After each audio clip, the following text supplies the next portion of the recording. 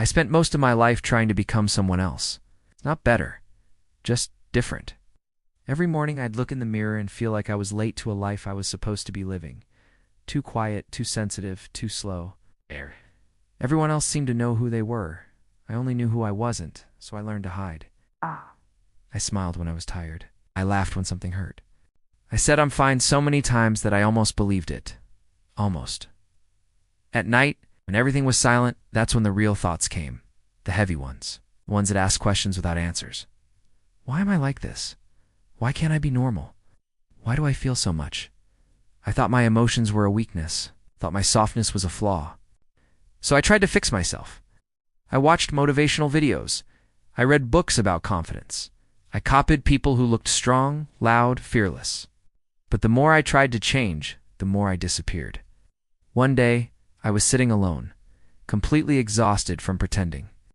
And for the first time, I didn't try to distract myself. No phone, no noise, no lies. Just me.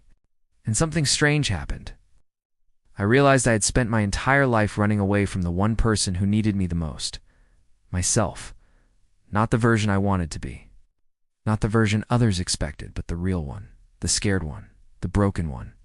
The one who survived things nobody talks about. I asked myself a question I had never dared to ask. What if I didn't need fixing? That question hurt more than any insult I had ever heard.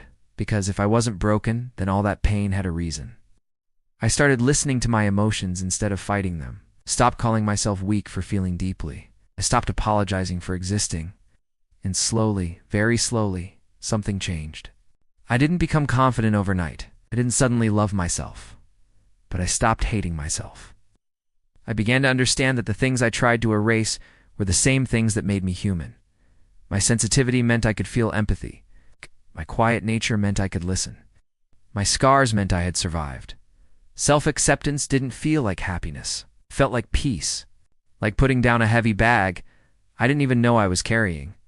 Today I still have bad days. I still doubt myself. I still feel afraid sometimes. But now when I look in the mirror, I don't see someone who needs to change to be worthy. I see someone who deserves kindness, especially from themselves. If you're watching this and you feel lost, like you don't belong anywhere, like you're constantly trying to be someone else, please hear this. You don't find yourself by becoming someone new. You find yourself by accepting who you already are. And that is the bravest thing you will ever do. If this story touched something inside you, don't ignore it. That feeling is your mind asking for healing.